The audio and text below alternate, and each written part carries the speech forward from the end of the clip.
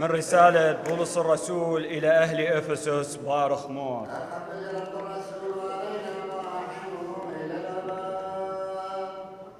يا إخوتي، من بولس رسول المسيح يسوع بمشيئة الله إلى الأخوة القديسين الذين في أفسس المؤمنين في المسيح يسوع، عليكم النعمة والسلام من الله أبينا ومن الرب يسوع المسيح.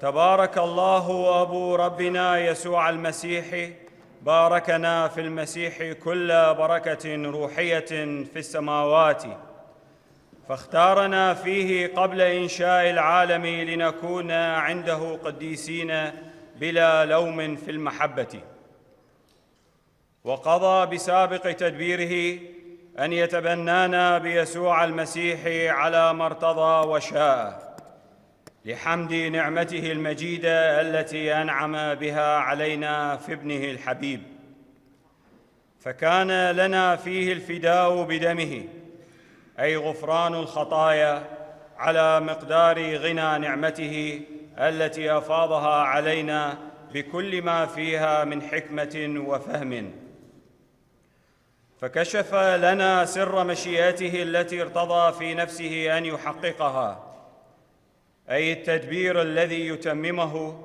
عندما تكتمل الأزمنة، فيجمع في المسيح كل شيء في السماوات وفي الأرض، وفيه قضى الله بسابق تدبيره، وهو الذي يفعل كل شيء على ما ترضى مشيئته، أن يختارنا لنسبح بمجده، نحن الذين جعلوا رجاءهم من قديم الزمان في المسيح، وفيه أنتم أيضاً حيث سمعتم كلام الحق، أي بشارة خلاصكم، وآمنتم، ختمتم بالروح القدس الموعود، وهو عربون ميراثنا، أي أن يفتدي الله خاصته للتسبيح بمجده بارخ مور.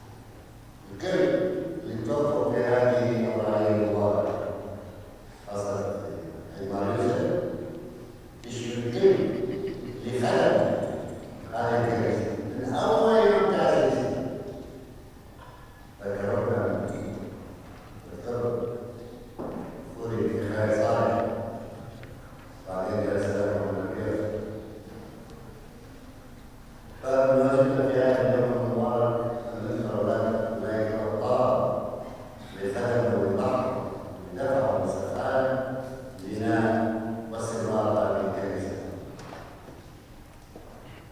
نصلي على السلام والنفس بس قبل ما نصلي نقول وننام. أيضا نذكر في هذا القداس المرحوم يوسف جوهر، المرحوم مديش يوسف جوهر، وعلى نية شفاء فضيلة ورد شجون. صلي كل بيادنا من أجل الله تعالى يرحم المظلومين ويحفظ الأعياء نحن الأقوى. أبانا الذي في السماوات ليتقدس اسمك، ليأتي ملكوتك، لتكن مشيئتك كما في السماء كذلك على الأرض.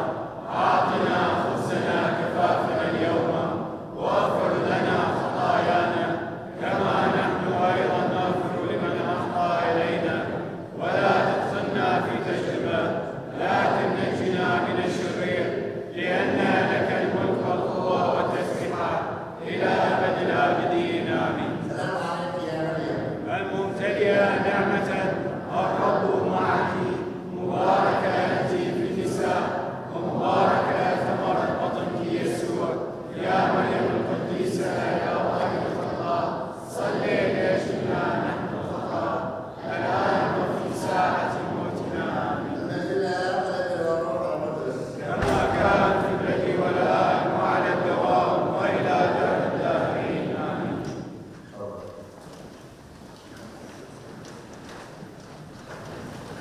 إخوتي وأخواتي الأحباء، إذا نحن اليوم في ذكرى عيد مارس الثالث مرة وكان قبل اليوم الامتياز، لأنه حتى يشترك معاهم في تأمل درب الصليب يوم الجمعة. أيها الأحياء، في كل ما معكم وطيب مع أبناء وبنات هذه الرعية المباركة لأن فيها ذكريات حلوة فأعتز بها ونعتز بكم وبفقودكم أيضا مرات بخدم هذه الرعية لكم 40 سنة وقريب مع يوسف الساعة يطلع علينا هذه السنة دائما نقول أبناء الصوم ونحن على نهايته. وأيضا مع كل الأسف الأعداء التي تسمعون بتعيشوها أيام مؤسفة حزينة. هذا الحرب المدمرة بين أمريكا وإسرائيل وإيران، ونحن أيضا شملنا مع كل الأسف. أي أيام صعبة على الكل، لكن نطلب دائما، وهذا واجب نحن المسيحيين، أن نصلي من أجل رب السلام، أمير السلام، رسول السلام، رب يسوع المسيح، حتى يهدي أعصاب السياسيين، يلهمهم الحكمة والنور حتى يعرفون الخسائر البشرية اللي يقرون نفوس أشخاص بشر الله خلقهم وما عنده أحد يقدر يتصرف بروح الإنسان غير الله فقط. لكن شراسة الإنسان وحقد الإنسان وقساوة قلب الإنسان وصلنا إلى هذه المرحلة.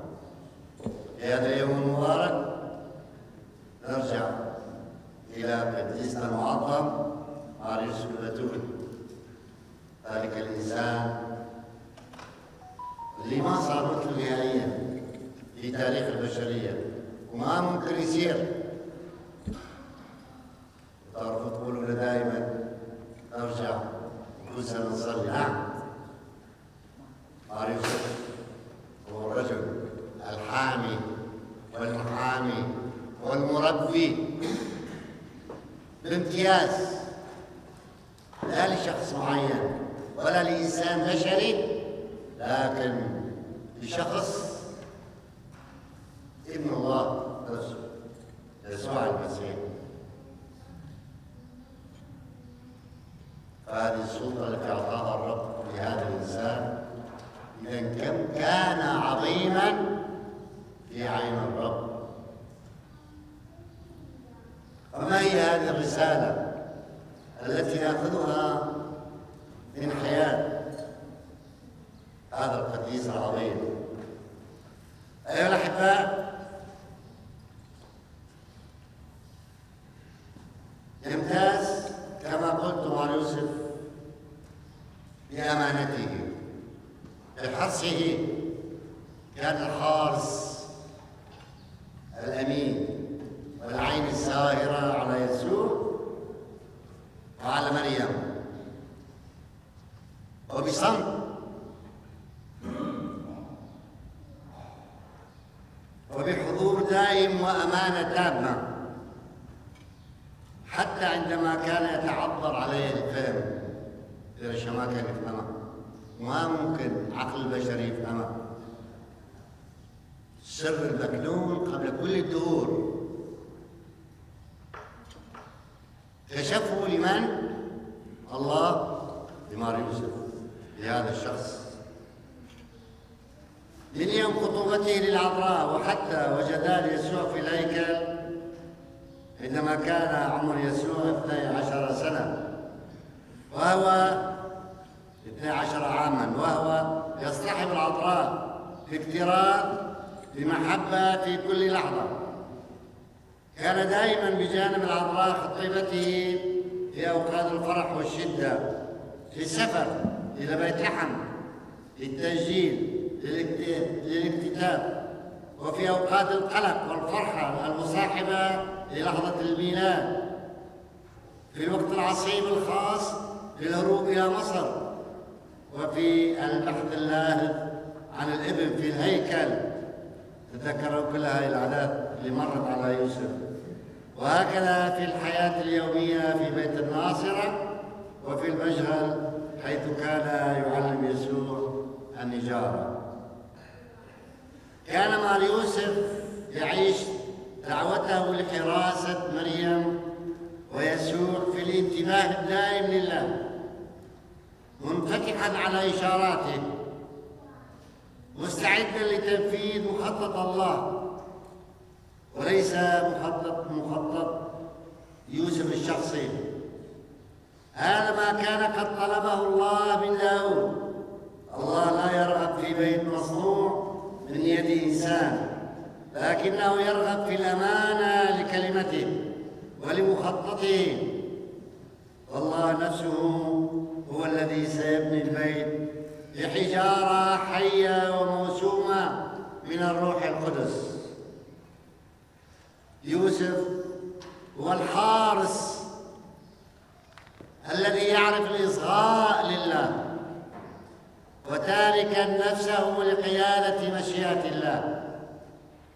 ولهذا السبب بالذات فهو يشعر بحساسية أكثر نحو الأشخاص الذين أؤتمن عليهم، ويعرف قراءة الأحداث بواقعية، وهو منتبه لما حوله، ويعرف اتخاذ القرارات الأكثر حكمة. هذا ما تميز به مار يوسف، خذ قرار بحكمة. كيف يشوف خطيبته هي حامل هي عوفة، لكن يعرف بأنه مصير العذراء إذا كشف السر يعني مصير الموت، الرجم، الحجارة، لكن تصرف بحكمة وأراد أن يسمع الحقيقة من الله حينما أرسل لهم الرب الملاك وفهم هذا السر. المولود من العذراء سيكون قدوسا، وابن العلي يدعى، والعذراء حملت من الروح القدس. هذا هو كان السر. آمن يوسف وحسب له برا. فدعوة الحراسة أيها الأحباء لا تخصنا نحن المسيحيين فقط، بل تخص الجميع. إنها دعوة حماية كل الخليقة كما أظهر لنا القديس فرانسيس الأسيزي. علينا أن نكون أمناء، أي التحلي باحترام حتى خليقة الله والطبيعة التي نحيا فيها، حماية الناس، الاهتمام بهم بكل شخص بمحبة، لا سيما الاهتمام بالأطفال. انتبهوا، الأطفال هم أمانة في أعناقنا، هذول يجدوا شغل وتعب. لا ننسى المسنين وبكافة الأشخاص الأكثر ضعفاً، والذين غالباً ما يحتلون الأماكن الأخيرة في قلبنا.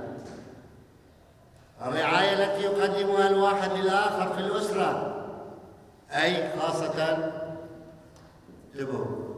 الاهتمام المتبادل للزوجين أحدهم بالآخر ورعايتهم بعد ذلك كوالدين لأبنائهم. ومع مرور الوقت يتحول الأبناء إلى حراس لوالديهم. فالحراسة هي عيش الصداقة بإخلاص.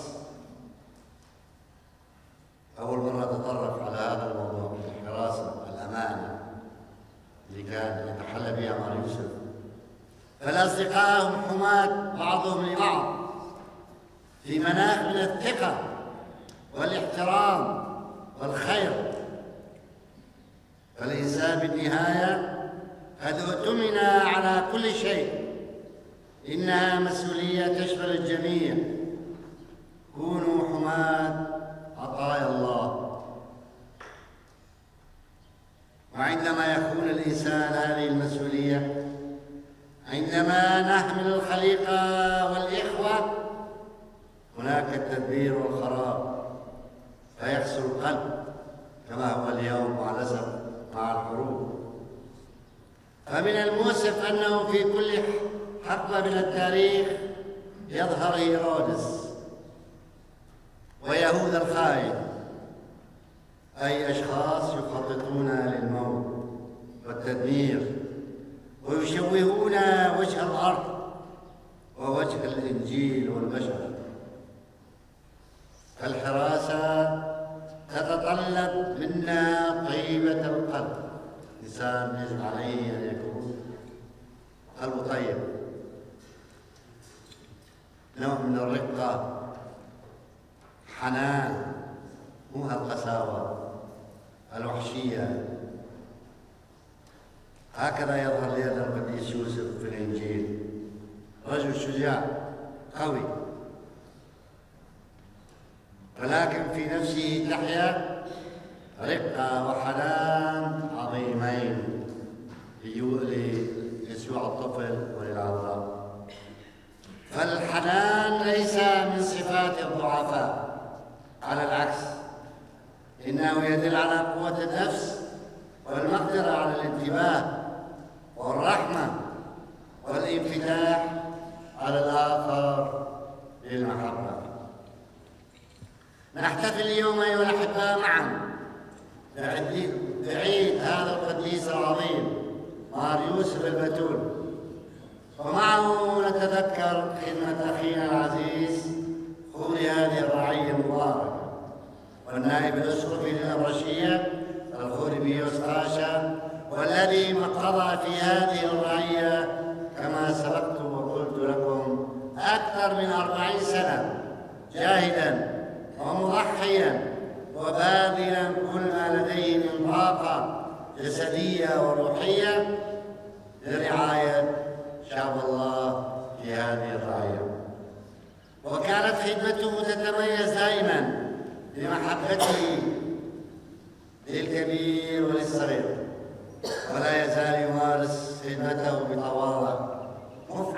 الإيمان. على مثال القديس يوسف حرس ويحرس الخوربيوس على بيت الرب، ويسهر على أبناء وبنات هذه الرعية، ويحتضن بمودة وعطف، خاصة الأكثر فقراً والأكثر ضعفاً والأكثر صغراً، والذين يصفهم القديس متى الجياع والعطاش والغرباء والمرضى والسجناء.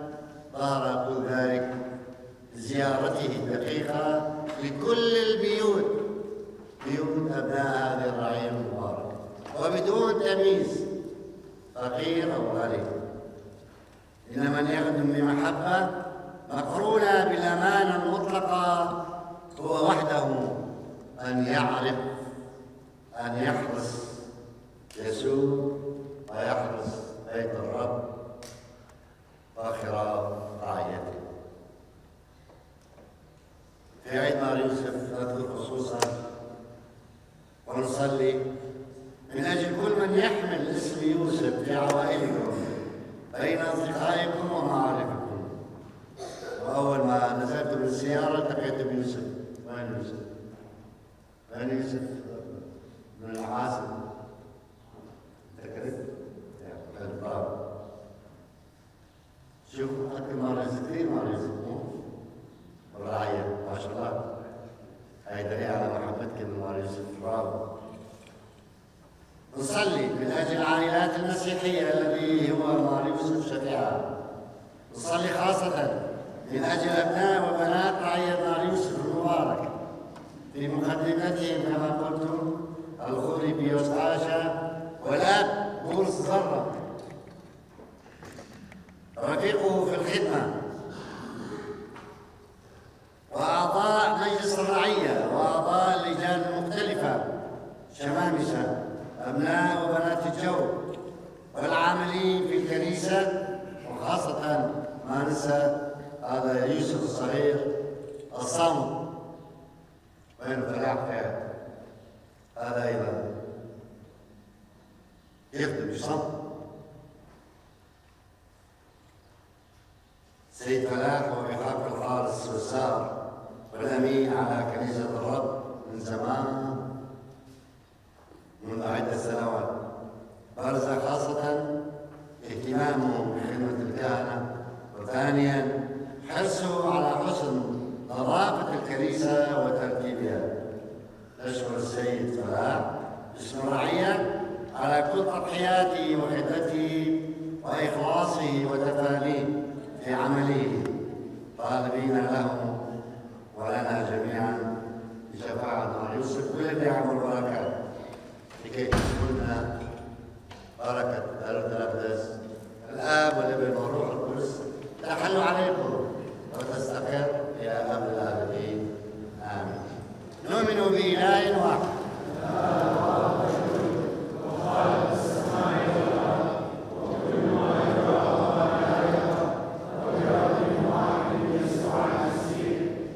الله الوحيد المولود من الآب قبل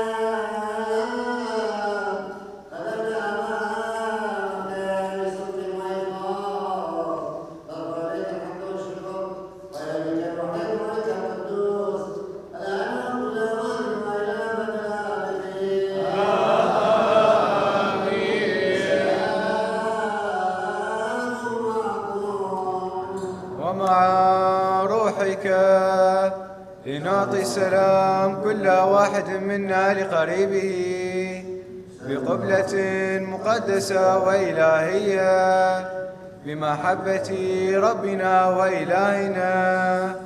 أهلنا أيها الرب إلهنا من بعد هذا السلام المقدس المعطى لنا، لنحني رؤوسنا أمام الرب الرحيم، أمامك أيها الرب إلهنا.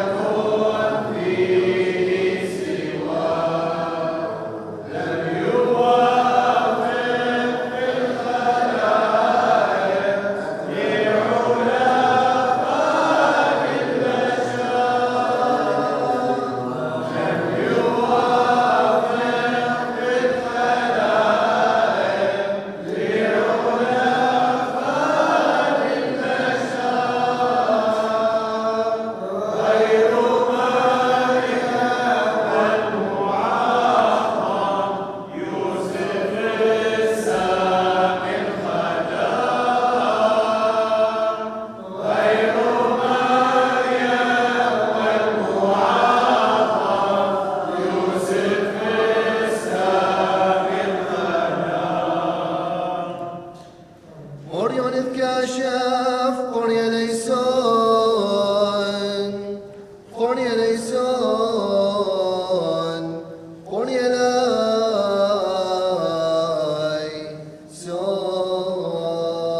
ليسون لنصعد الشكر لله الآب الفريد والسجود للابن الوحيد والتعظيم للروح القدوس الفارق لي ما بين يديك نستودع حياتنا أيها الرب الرحيم ونستمد المراحم فاشفق يا صالح وارحمنا يا غفور.